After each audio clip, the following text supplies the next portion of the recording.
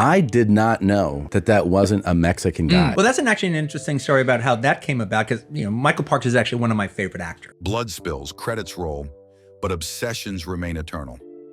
Quentin Tarantino doesn't hire performers. He discovers kindred spirits. There's a difference between casting talent and finding your cinematic soulmates, and for 3 decades, Tarantino has built his filmography around actors who speak his language fluently. All right, and when I blow the scene, I need to have a real crisis of conscience about it, and I have to come back from that. He doesn't work with the mainstream. He works with authenticity. His films exist in the space between homage and revolution, where vintage cool meets modern violence. Tarantino doesn't just direct movies. He creates universes. And in those universes, only certain actors can breathe naturally. The ones who stayed didn't just memorize his dialogue. They internalized his rhythm. They brought something beyond skill, deeper than technique. They brought understanding. The kind of understanding that turns a director-actor relationship into artistic symbiosis. The kind that makes cinema history. When Tarantino writes a role, these 6 names appear in his mind before the ink dries, because they know something the rest of Hollywood struggles to grasp. In Tarantino's world, you don't just perform, you become mythology. Here are the 6 actors who entered Quentin Tarantino's universe and never left his imagination. 6. Kurt Russell. Some directors chase youth. Quentin Tarantino chases authenticity. When he cast Kurt Russell in Death Proof in 2007, I said Kurt Russell, and I brought up maybe 3 other people, but he didn't even hear those 3 other names. He was like, that Kurt Russell, that's a really good idea. he wasn't just hiring an actor. He was summoning the ghost of 1970s exploitation cinema. Russell didn't need to study the era. He lived it. Their collaboration felt inevitable. Russell embodied everything Tarantino worshipped about classic American filmmaking.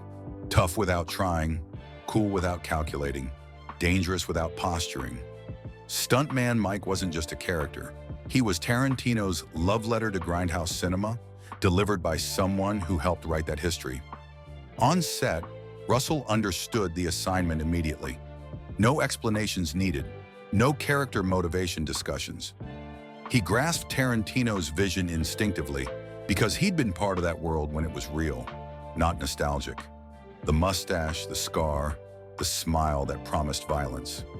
Russell wore it all like a comfortable jacket. Tarantino later said working with Russell was like directing through a time machine. Every take felt authentic because Russell carried decades of genre experience in his bones. He didn't need to pretend to be a 1970s badass. He was one. The Hateful Eight proved their connection transcended single genres. Russell's John Ruth brought complexity to what could have been simple villainy. Tarantino gave him room to breathe between the violence, and Russell filled those spaces with menace and humor in equal measure. Their partnership represents something essential about Tarantino's approach. He doesn't just reference cinema history, he employs its living embodiments. Russell brings legitimacy to homage, turning Tarantino's reverence into something real. 5. Samuel L. Jackson. Lightning doesn't strike twice unless your name is Samuel L. Jackson. When Quentin Tarantino cast him in Pulp Fiction in 1994, he wasn't just finding an actor. He was discovering his most reliable weapon. And I'm showing you that there was 2 Holocausts in America. This is one of them. We've dealt with the Indian Holocaust. Jackson didn't just deliver Tarantino's dialogue, he made it sing hymns of violence. Their partnership began with Jules Winfield and never cooled down. Jackson understood something crucial about Tarantino's writing. The words weren't just lines, they were incantations. Ezekiel 25:17 became more than a biblical quote. In Jackson's mouth, it became a death sentence wrapped in poetry. What makes Jackson irreplaceable isn't just his intensity, it's his precision. Tarantino's dialogue demands specific rhythms, particular emphasis. Jackson never misses a beat, never rush a pause, never underplays the musicality. He treats every monologue like a jazz performance, improvising within structure. Jackie Brown showcased their evolved partnership. Jackson's Ordell wasn't just another heavy. He was a businessman with delusions, charming and terrifying in equal measure. Tarantino wrote the role specifically for Jackson, trusting him to find the humanity inside the monster. Django Unchained pushed their collaboration into new territory. Steven wasn't just a villain, He was a traitor to his own people, requiring Jackson to dive into historically painful waters. He emerged with one of his most chilling performances, proving their partnership could handle any darkness. Kill Bill, The Hateful Eight, each collaboration reinforced the same truth. Jackson doesn't just act in Tarantino films, he conducts them. His voice becomes the rhythm section that holds everything together. In Tarantino's Symphony of Violence, Jackson is the bass line that never fails. 4. Kristoff Waltz. Some actors read scripts. Kristoff Waltz reads souls. When Quentin Tarantino cast him as Hans Landa in Inglourious Basterds in 2009, he wasn't just solving a casting problem. He was discovering his perfect verbal sparring partner. Waltz didn't just speak Tarantino's dialogue. One of the things about his character that's one of the most striking things is that he's obviously a linguistic genius. He elevated it to operatic heights. Their first collaboration was lightning in a bottle. Landa required an actor who could be charming and terrifying simultaneously, intellectual and savage, cultured and barbaric. Waltz delivered all of this while speaking 4 languages fluently. Tarantino later said watching Waltz work was like seeing his words come alive for the first time. The polyglot farmhouse scene in Inglourious Basterds became an instant cinema legend. Waltz's ability to shift between languages mirrored his character's psychological complexity. Tarantino had written tension, but Waltz performed it like chamber music, delicate, precise, and absolutely deadly. Django Unchained proved their partnership wasn't accidental. Dr. King Schultz showcased Waltz's range within Tarantino's universe. Where Landa was predator, Schultz was protector. Where Landa was evil, Schultz was moral. Yet both characters shared Waltz's signature eloquence, his ability to make violence sound like poetry. Behind the scenes, Tarantino describes directing Waltz as conducting a master musician. No instruction needed, just trust and appreciation. Waltz brings European sophistication to American genre filmmaking, creating characters who feel both timeless and immediate. 2 films, 2 Oscars, and an eternal place in Tarantino's pantheon. Waltz doesn't just deliver dialogue, he delivers literature. In a world of action and explosions, he brings the lost art of verbal dueling back to American cinema. 3. Leonardo DiCaprio. When method acting meets Tarantino's madness, you get Calvin Candy. Leonardo DiCaprio's casting in Django Unchained marked a turning point in both their careers.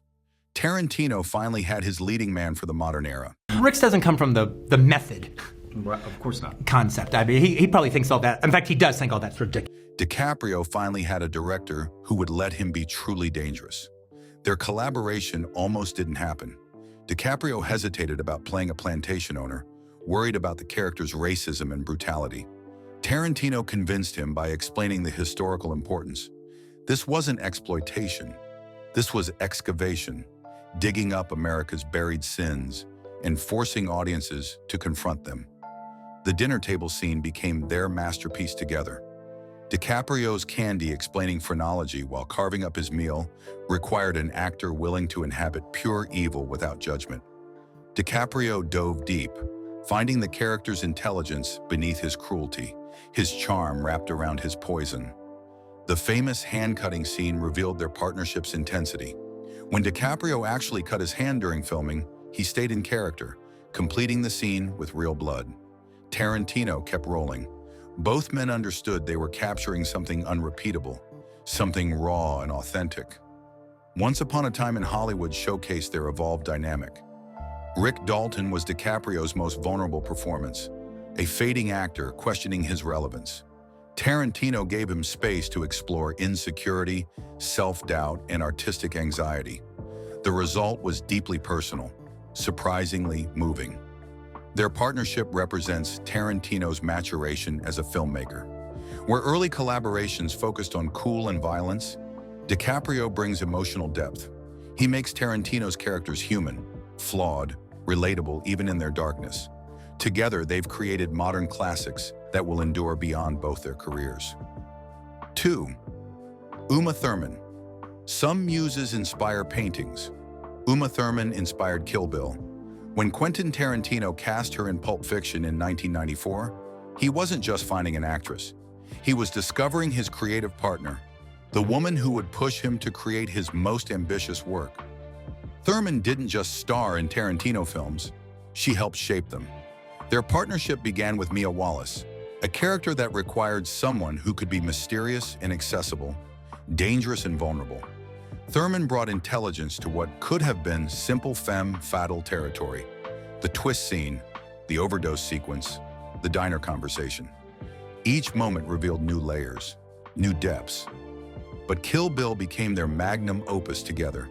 Tarantino wrote the role specifically for Thurman, crafting a revenge epic around her strengths. The bride wasn't just another action hero. She was maternal fury given physical form, a mother's love weaponized into martial arts poetry. The collaboration was intensely personal. Thurman helped develop the bride's backstory, her motivations, her fighting style. Tarantino trusted her input because he recognized her understanding of the character matched his own vision. She didn't just perform his creation, she co-created it. Their working relationship transcended typical director-actor dynamics. Thurman became Tarantino's creative conscience, challenging his choices when they didn't serve the story. The yellow jumpsuit, the Hanzo sword, the House of Blue Leaves sequence, each iconic element emerged from their collaborative process.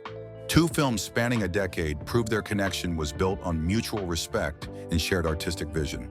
Thurman brought grace to Tarantino's violence, emotion to his cool. She made his fantasy worlds feel lived in, his mythologies feel human. 1. John Travolta. Resurrections are rare in Hollywood. Career comebacks are rarer. But when Quentin Tarantino cast John Travolta in Pulp Fiction in 1994, he didn't just revive an actor's fortunes. He created one of cinema's most iconic partnerships. Travolta didn't just return from obscurity, he returned transformed. Vincent Vega wasn't just a role, it was a rebirth. Travolta brought vulnerability to what could have been simple hitman territory.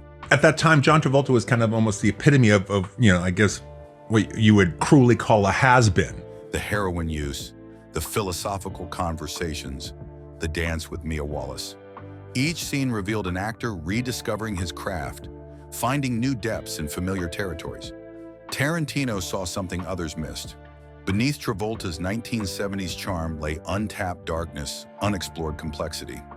Vincent Vega became the perfect fusion of old Travolta charisma and new Tarantino edge. Familiar enough to welcome audiences back, different enough to surprise them. The partnership almost extended beyond Pulp Fiction. Tarantino wrote roles specifically for Travolta in subsequent projects, but scheduling conflicts intervened. Yet their single collaboration achieved something remarkable. It reminded Hollywood why Travolta was a star, while proving Tarantino could work with major talents without compromising his vision.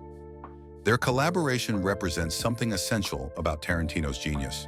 He doesn't just direct actors, he understands them.